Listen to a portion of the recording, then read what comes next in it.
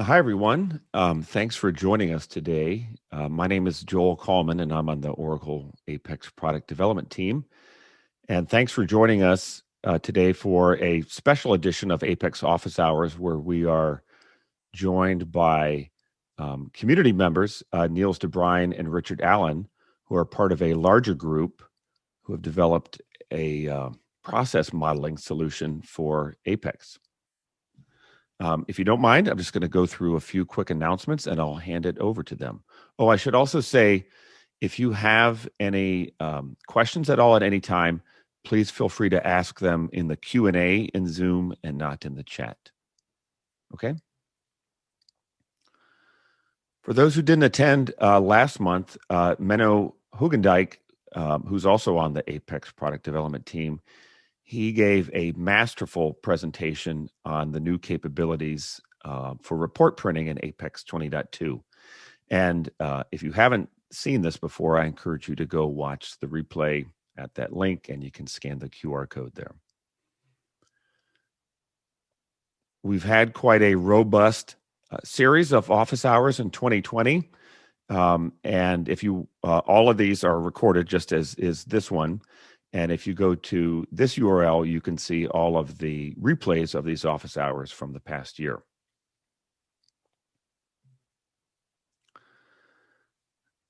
We are running out of time for qualification for the Gartner Peer Insights Customer Choice. And for those of you who have completed a review, you really have our heartfelt thanks.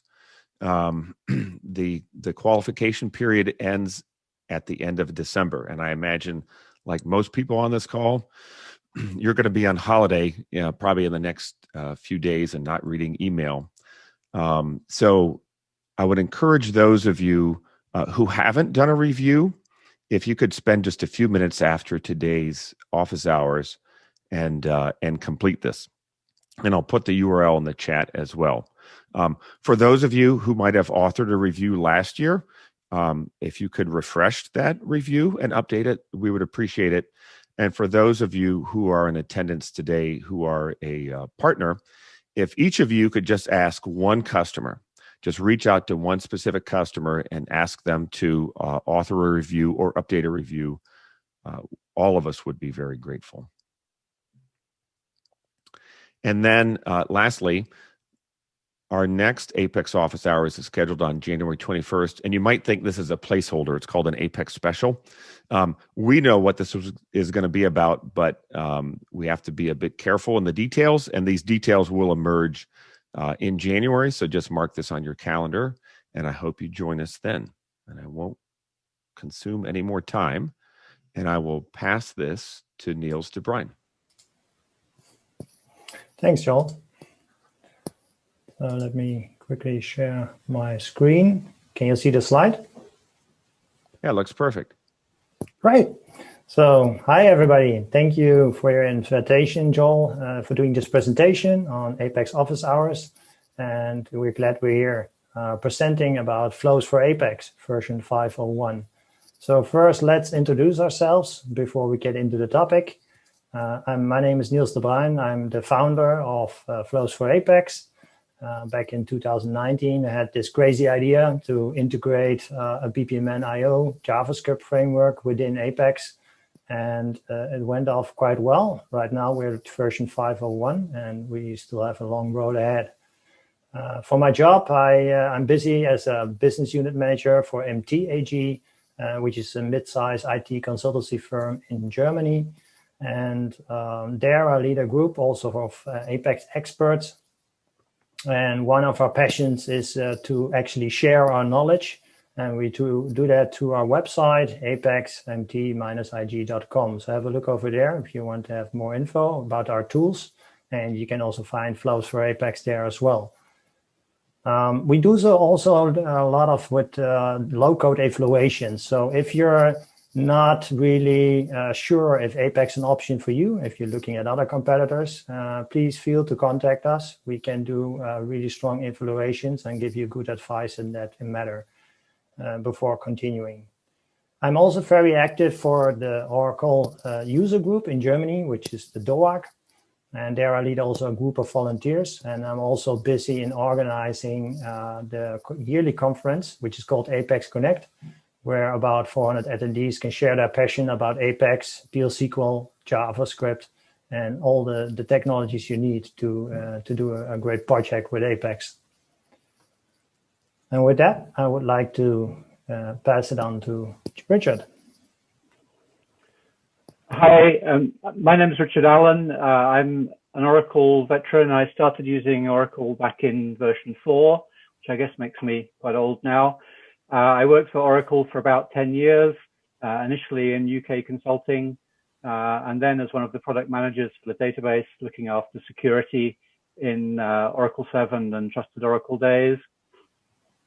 I've had about 15 years in Asia doing various non-tech startups, low-cost airlines, and some consumer business startups, several of which where we used Apex to solve some business problems.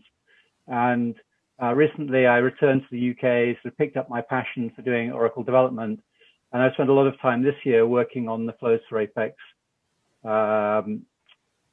product, working with Niels and the rest of the team.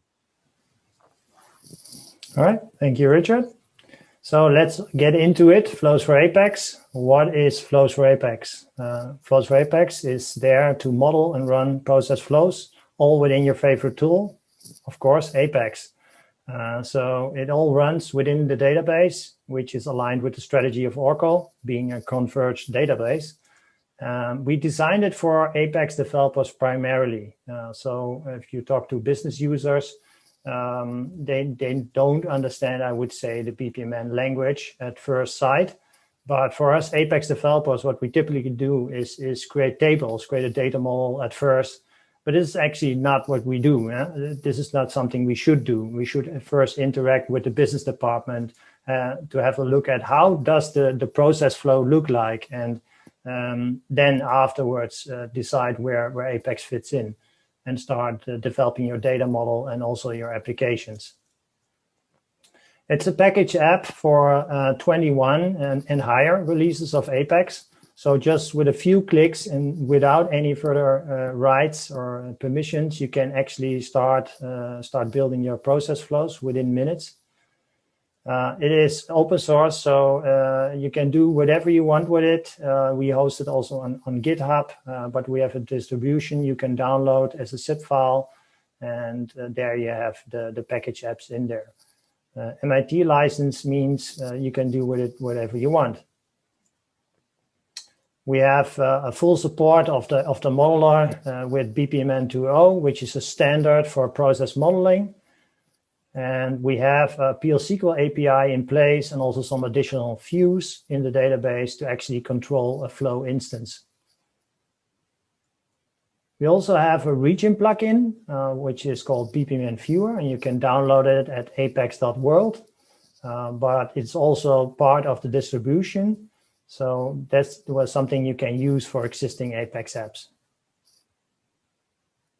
So how does Flows for Apex fit in the big picture? When looking at an application lifecycle, you have these various parts in there to get an Apex project done. And I'm talking about this at an enterprise level. So first you would design your business processes, and you would do that with Flows for Apex. There's no such tool natively available within Apex. So this is your best option to get you going. After you've designed your process flows, then you would actually build your application, of course, using Data Modeler for the data model and also Oracle Apex. You then would integrate the previously mentioned plugin, which is called the BPMN Viewer. You would use that in your own application to visualize the current process instance. And then you would use the PL SQL API we supply to actually go one step further in your process flow. After building your application, you would then test the application using, you could use our tool for that. We have built a low-code testing tool, which uses the metadata of Apex, and then you can actually design your test case and run it by using a JavaScript framework. And by deploying it, we typically use Azure DevOps for that, which is in our understanding a great tool, but you can also use other tools like Jenkins or Bamboo or whatever is your favorite. So why should I consider it? I already talked a little bit about this, that you should use it for requirements engineering and documentation purposes. And that you can also bring it to life with Flows for Apex. And that's where the real power, of course, lies. And I will demo to you that in 1 minute. And of course, seeing is believing. So let's see how it all works in practice. And I will switch to that browser. You should be able to see the browser right now. As soon as you've installed Flows for Apex, then you have actually two package apps. You have the Flows for Apex instance of the engine you can install with a few clicks as a package app. And you have the demo app you can install with a few clicks as a package app. And I'm going to show you both of them. So first, let's start with the Flows for Apex modeler. And as soon as you've installed it and run it, you see this screen. This is the modeler where you actually can maintain your process flows. But right now, I'm going to create a new one for you. So let's start a little bit here. And I will do a small order processing here. So let's make this a parallel gateway with a task here, with a task here. And first of all, we're going to say here, let's enter order. Then we're going to, activity could be build to account as soon as the order has arrived. Then we go over here. We say, OK, a parallel process can take place. Say pack goods. And we can also have another activity in there saying print label. And from here on, we'll go to gateway again, and where we will say, OK, we're going to combine those two tasks again over here. And then we have a last task type. Let me align it a little bit so it looks more nicely. And here's the last task type saying advise customer of shipment. And that will be the end of our first little process flow. Very straightforward, basic process. And then you can actually go over here. You have two buttons here on the right-hand side. You have a possibility to actually download the XML definition because BPMN is an XML standard. So you can click on that and you have the BPMN definition over here, which you can actually use in external engines if you want to. But of course, what we want to do is to store the diagram definition here. So I'm going to do that right now. And it's now saved. So we've modeled now the flow, but let's have a look at it, how it would run actually. So there's also flow control here. This is the second page. And with that, you can actually run the processes you defined. It's more meant to be like an administration page. So you have already running flows in there, and then you could actually easily manage those flows if you want to. But I can also create a new instance if I want to. So let's create one. And then I can say here, I'm going to use this one I just created. Let's say process one. Click on create. And I can see the process flow now here on my screen. So it hasn't been started yet, but by clicking on play, it will be started. So right now I'm at this activity called enter order. And normally you would have your own application, and I will show it you in a moment, and that would actually interact with that flow and push it one step forward. Right now we do it with the administration page, which is flow control in the app, and I will click on here and I will go one step further. Now you can see there are parallel processes here taking place. So one activity is built to account, and the other one is package goods. So I can move one step forward there, can move one step forwards there, and then it will wait until it's finished here with the printing label. And once I'm done there, then I've got the last step here, and then I'm actually finished. So let's take this one step further and have a look at our second package app. With the second package app I've installed, which is also part of the software distribution of Flows for Apex 501, we have a demo app prepared for you. And that demo app also uses a kind of order processing, but a little bit more advanced. So in this demo app I've now started, I can actually create a new order. And that can give me a reference for ordering my Apex fan shirt. Let's say shirt 1. I'm going to create one. And that's get listed here. So now I can click on this magnifier over here.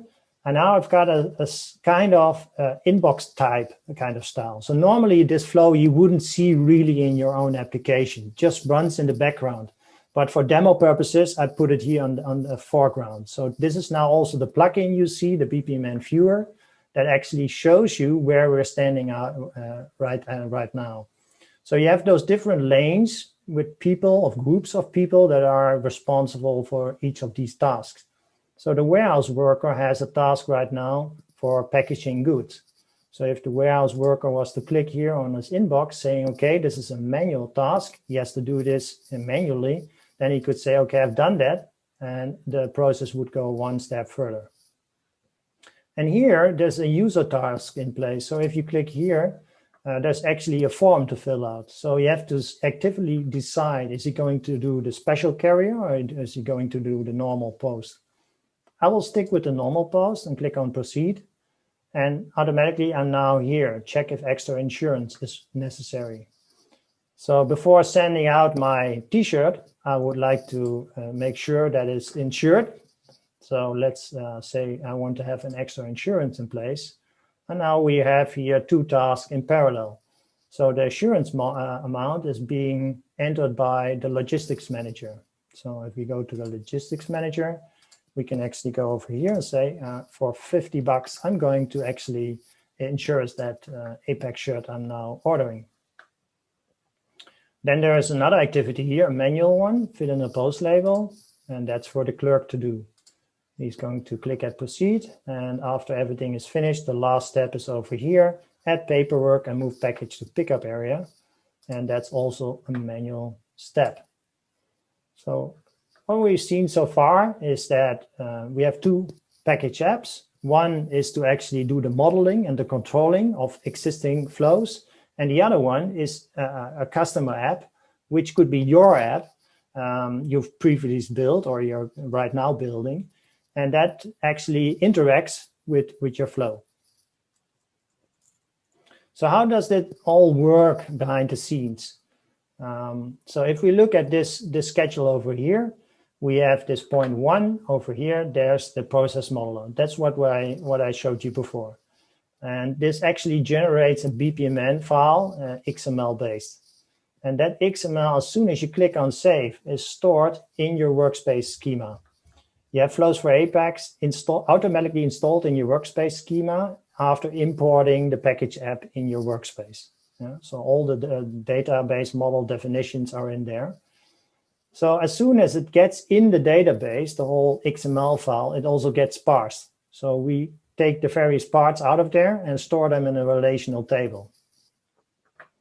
And then we have on the other side your custom app. I showed you that also. And this can look whatever you want it to be. And you can optionally, you can use the process viewer plugin to actually to show where I'm at in my process flow. And the PL/SQL API is then used to actually move one step forward. So normally in an enterprise Apex app, you would have a little bit of PL/SQL code in there to do whatever you want to do. Yeah. So in this case, I would like to update the table ship processes to store my insurance amount in there. And after that, it will, and this is highlighted in green, I would move one step forward by addressing the API of Flows for Apex, which is Flow API package, and then run the flow complete step procedure. So it's just one procedure we have now in place at version 5 for going one step further in your flow. And with that, I would like to hand over to Richard, which will show you some more advanced things you can do with Flows for Apex 501. And I think you're going to like it. So go ahead. Okay. Thank you, Niels. So now I'd like to show you some of the things that you can do with Flows for Apex today. For these demos, I'm going to play the part of the IT manager at Skyparts. And Skyparts is a small business that sells aircraft parts, and we ship them to customers around the world. Now, my manager likes the process model that Niels has put together, but now he wants us to tie it into our existing Apex application. And so I'm in the flow modeler in the Flows for Apex tool, and you can see that I've taken his model and added these little icons on the top of our tasks using the tool here to change these from tasks to special types of tasks. Now this is a user task, and a user task can call an Apex page. So you can see on the properties panel, I've got all of the properties that I'd use for calling an Apex page in an application, specifying an item and setting it. Everything you'd expect in an Apex menu to call a page. These tasks where I transfer the information into my accounting system and where I print the labels, these are tasks that I can automate in a PL SQL script. And so I've created a PL SQL script. I've changed the type of these tasks from task to script task. And now I get an Apex panel, and I can put some PL SQL code in here. And what I'm doing is just calling a procedure which is in one of the packages stored in the database. My pack goods task is a manual task performed in the warehouse. And I've just marked this as a manual task so that everybody knows this is not done on the system. And my final task of advising customers of the shipment, we're going to send them an email with all the shipment details and the order details. And here I'm creating a service task, which is going to send all that information to the customer using Apex Mail. So I've got a template underneath here, and all my message set up inside a PL SQL procedure. And the nice thing about having these together is that I can actually change this process around a little bit without having to recode anything. I can change my process flow. So let's go ahead and execute this process in the flow monitor.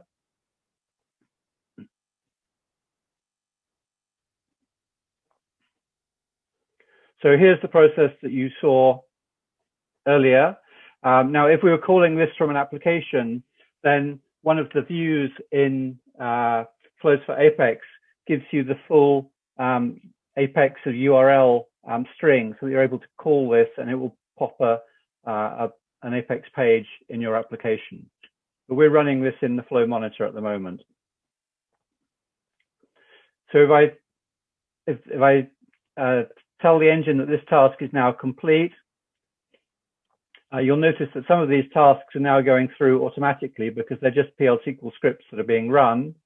My manual task in the warehouse needs to be done, and the warehouse has now finished that. And then my other tasks have run through automatically because they're scripts and they're being run by the Flows for Apex engine. So this has enabled us to run our tasks from the process diagram and speed things up as they go through the company.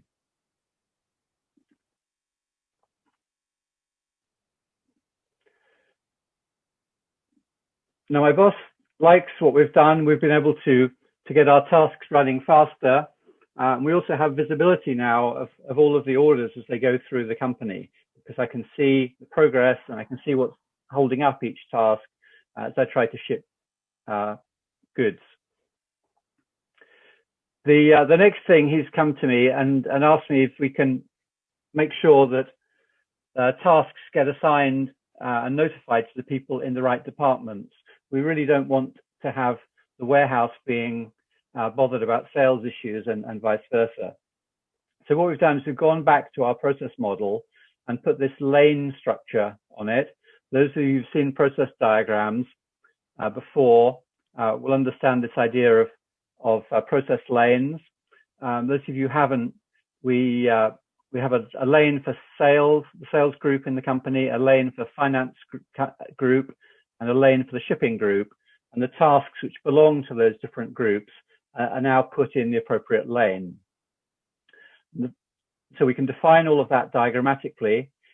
When the BPMN gets parsed, when it gets loaded into the database, we keep track of that lane information. So now, when we come up to the flow control, you can see that this task is sitting there waiting for sales to do something. When they do it, we now have a task for shipping. When they do that, everything is done. Now, I want to just go back and do something to show you something. When now our sales group is 5 or 6 people, and so we don't want all 6 of them to pick up the same task and start working on it. And so inside the lane, you're able to reserve a task, and this is really the user just saying, "Hey, I'm going to work on this," so you don't need to. And this is done in your process just by calling the flow engine and putting a reservation on the next task in the process. Then other users can see that it's reserved for somebody, and that can be reserved or released, as necessary. And the reservation is just for a single task. Okay, so I can reserve that. I can do the task. I can reserve this one if I wanted to. So now I can minimize the interruptions to the wrong people, and I can build a process inbox, a task inbox, based on people's the roles that people are carrying out. Now, all of the tasks that I've shown you so far have taken exactly the same path through the process. But what happens if we want things to go in different directions based on decisions that are made or on data in the database? Here we introduce the idea of an exclusive gateway. So before we had a parallel gateway and all of the paths were taken. This is an exclusive gateway and we just take one forward path. So how do we tell the gateway which path to take? Well, the first thing to note is that on our process model, we can designate one of the paths as a default path. So if we don't tell the gateway anything, it will, in this case, it will automatically take our goods and book shipping on a truck. But obviously we don't want to, so let me just show you what happens when I do that. I step that forward and it automatically takes the default route. Let me just reset that. Now, obviously we don't want to always just ship on the default route, otherwise there's no point in doing this. So what we can do, we can set up a process variable for the gateway to instruct it which way to go. Now, one of the things we've done in Flows for Apex is put a process variable system in place, because there are things that the process needs to know about, which need to be available for the whole duration of the process. And that could be longer than an Apex session, and it may not be relevant to the underlying entities that are the subjects of the process. So we have a process variable system which gives you a persistent storage of process information for the lifetime of the process. And what I'm going to do is to set one of these process variables to tell the gateway which way to do it. Now I'm doing this manually, and normally you do this as part of your application. But to manually set this, I can go to the variables tab here, click add gateway route, pick my gateway, which is shipping mode, and then I'm going to select to send this by ocean. And you can see we've created a process variable, and we set its value to ocean. So I save that and then click through the subflow again. You can see that now the gateway has routed our process onto the ocean path. Now, that's using an exclusive gateway. Sometimes I have quite complex orders when I'm shipping things by air and by ocean, all as part of a single order. So we have the idea of an inclusive gateway, which is this gateway with a circle here, where I can go on one or more or all of the forward paths. So let me just set this one up. Again, I can come to the tool here, which helps me set this up. And if I want to go on multiple paths, the variable is just a colon separated list of the paths I want to take. So let's take this one on air and ocean. Now, if I step this process forward, then we've got parallel paths with tasks to book the air freight and book the ocean freight.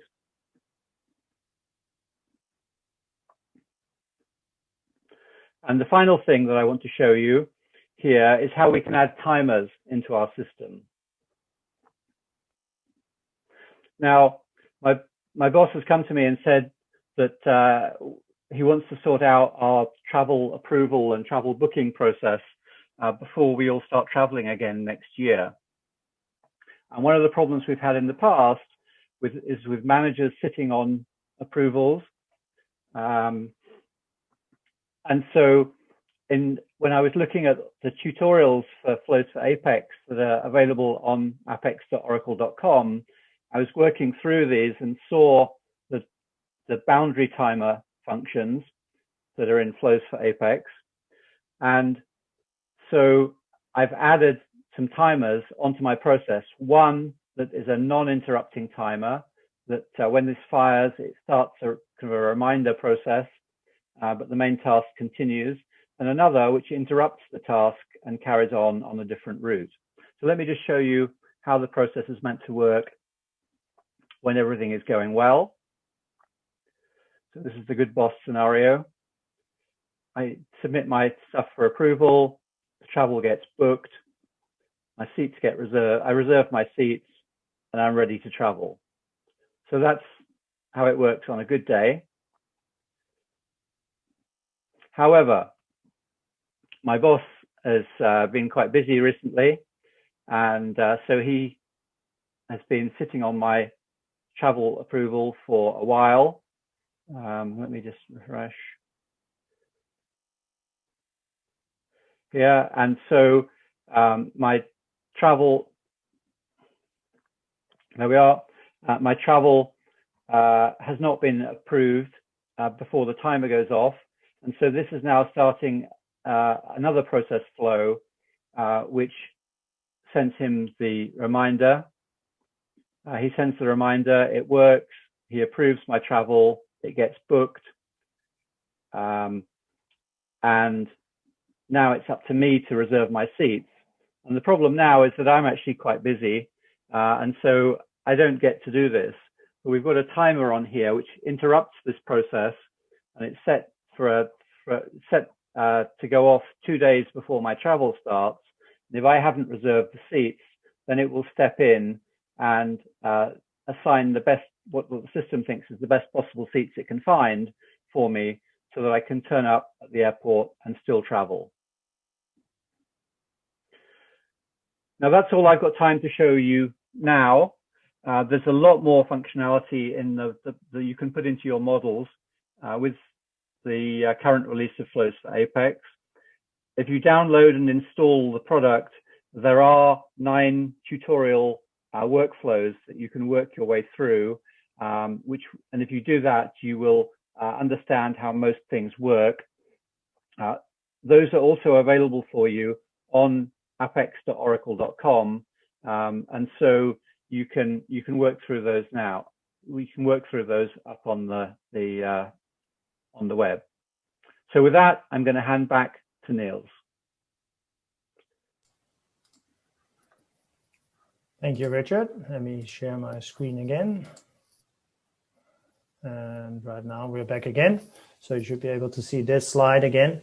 Yeah, as Richard was telling us, there are only a few demos there he did, but BPMN 2.0 is capable of doing a lot more, and we support a lot of that. So here you have a full overview of the things we all support by the engine. So as you can see, there are some things you can do with that. Should be able to do to cover a plain business model by this. Should be able. And of course, this was all built with a great team. So of course, you have now the both of us, Richard and Niels, and Moritz will be joining us later on with the question and answers. But there's actually a big team involved in putting this all together. And I'm really grateful for all their contributions they did.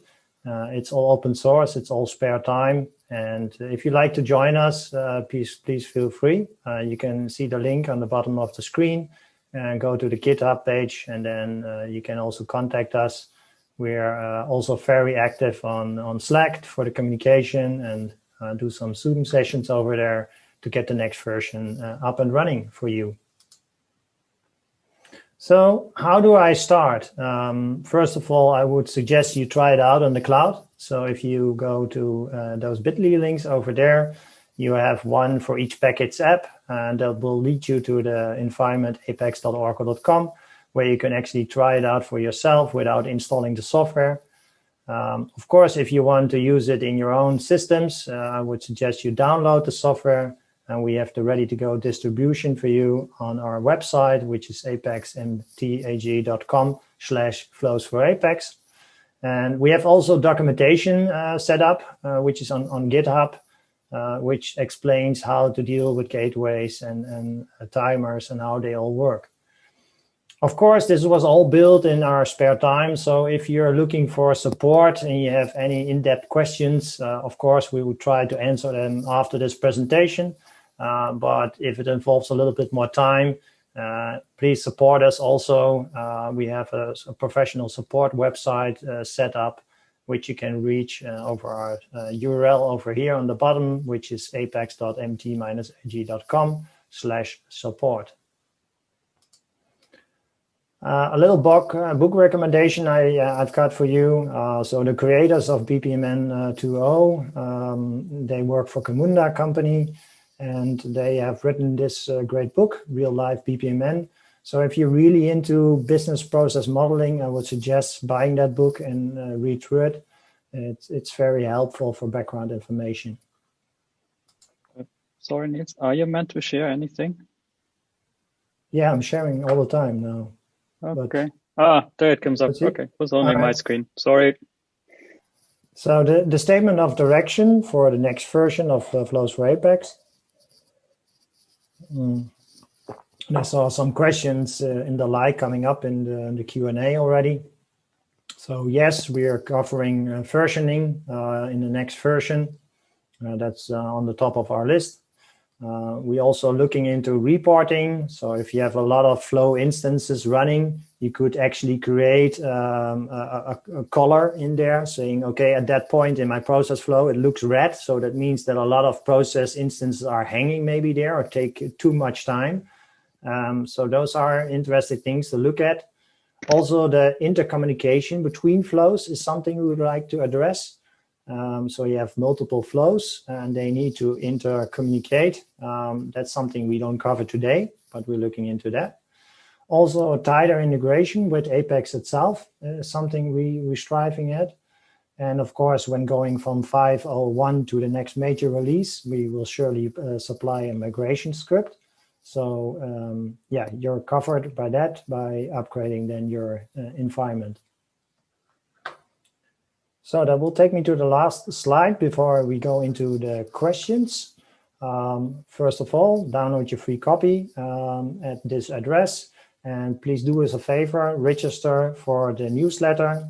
So the only thing you have to do is leave your email address there. And then as soon as we have big news for you, maybe an upcoming release, then we can inform you about that.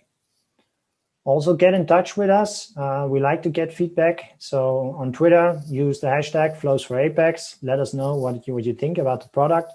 And if you have more intensive information, saying like bugs found or maybe an whole story to tell, use our email address for that, which is flowsforapex@mt-ig.com.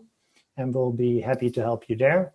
Of course, our time is limited. It's spare time, as said. So please also think about professional support. And I've listed this URL on there for that.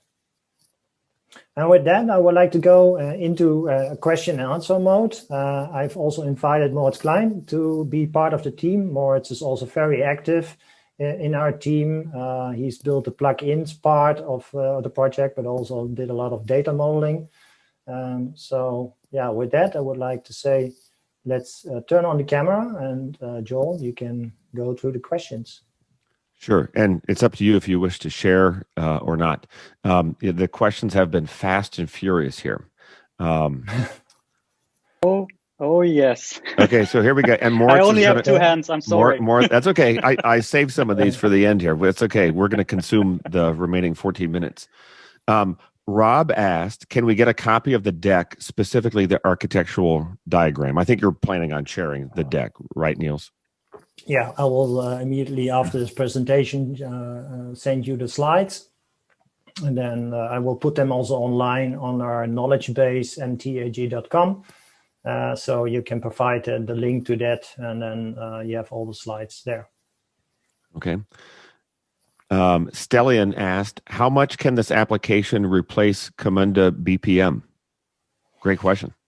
That's actually a really great question. I mean, Camunda is huge, has a long history, and is certainly targeted for enterprise environments. So if you're looking at loads of big process flows that interact with various kinds of systems, maybe Camunda is your best bet. Yeah?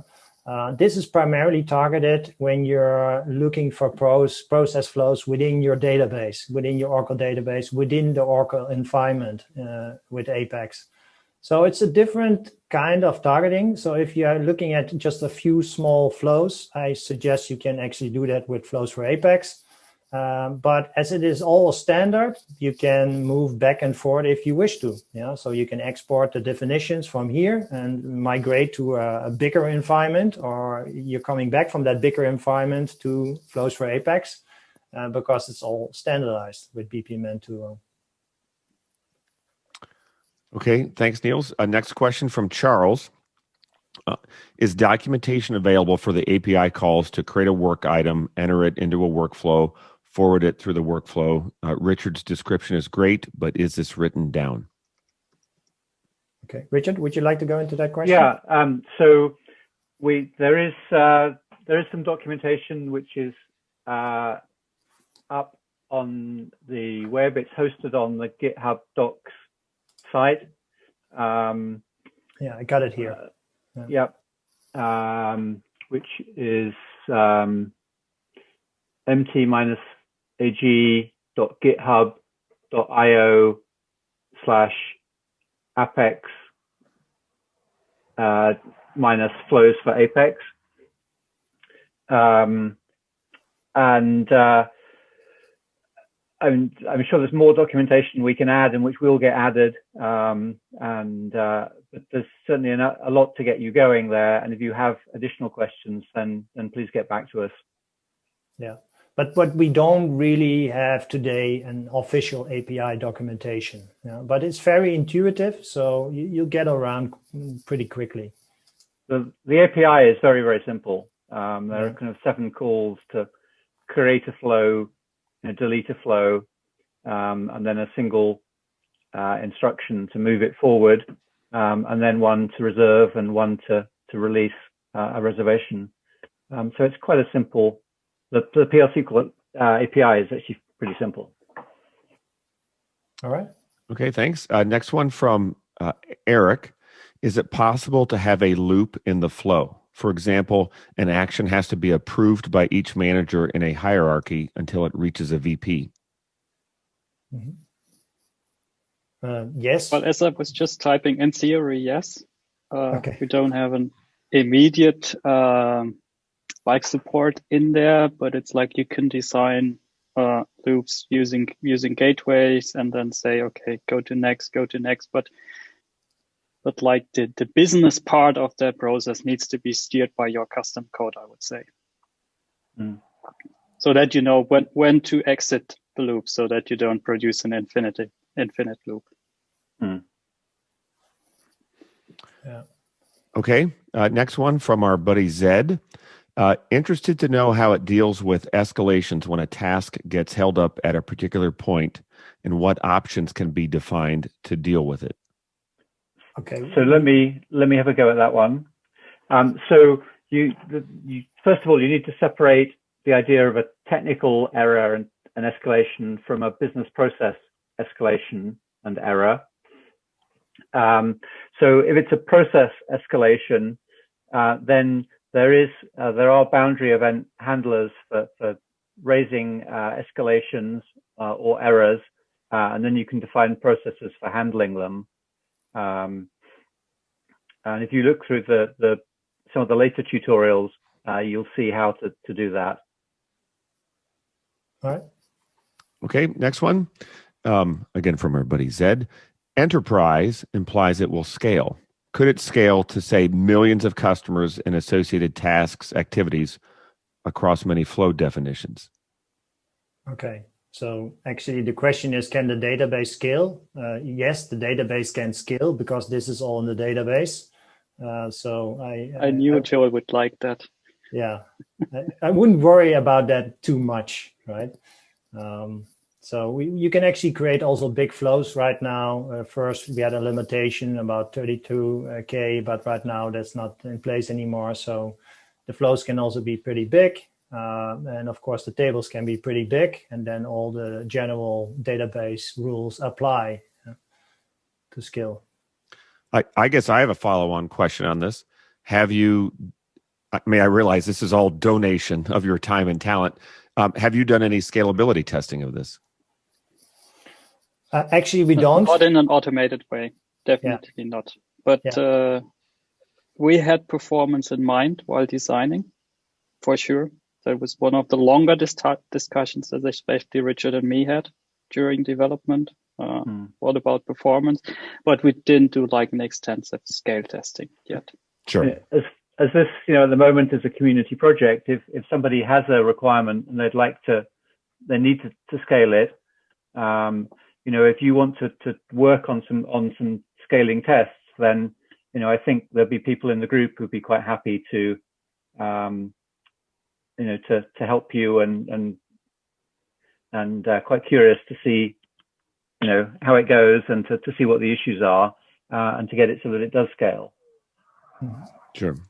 That's right. Basically, if somebody says it doesn't scale, maybe they can contribute and help it scale, right? Yeah. Yeah. So this is a pretty good question, Niels, which we anticipated. Steve says, seems pretty powerful tool and takes away the step of documenting after the fact. Concern is, what is the model for updates to this product going forward? Have used a number of plugins that break in new Apex versions with no support for them. I'm then left to find a totally different solution, which I'll say in general, that's been my experience with open source, right? 20% of open source thrives and continues, and 80% typically withers on the vine. But how would you answer that? So we are actually now using Flows for Apex in a customer project already. And as soon as that gets productive, they also need support for it. So if a new version of Apex comes along and something breaks, we'll take care of it. So and as soon as more people will try to do stuff, we will look for feedback, of course, how your experience are. And we try to help you the best we can. And you can also contribute yourself. So if you're a technical expert, feel free to join us.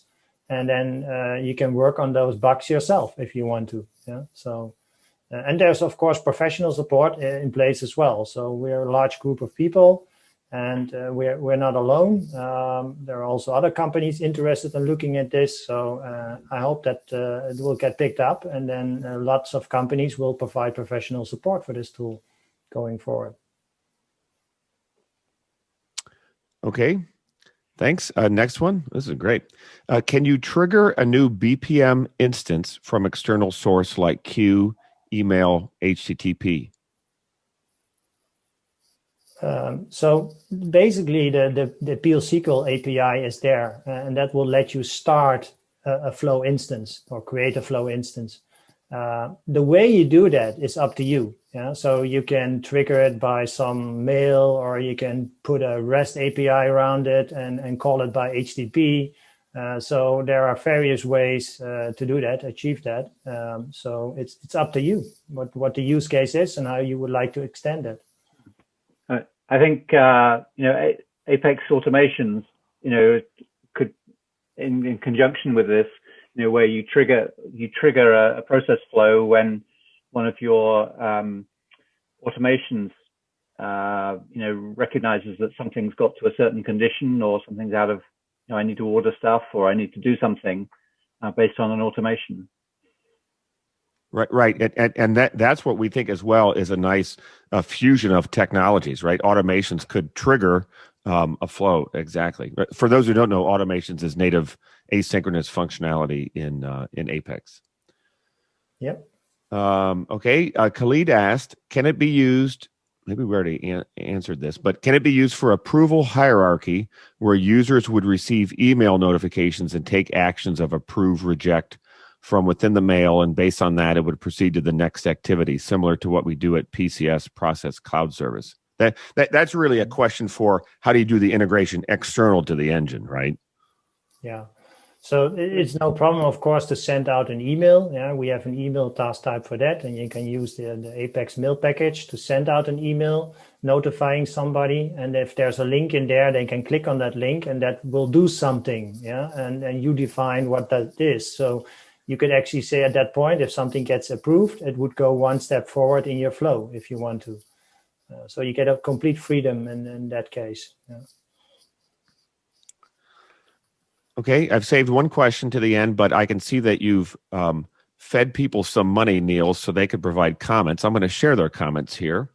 And I'm being sarcastic. Fahad says, you guys deserve support for such tremendous work, this is an amazing project that's just community driven. I'm blown away by it. Thanks.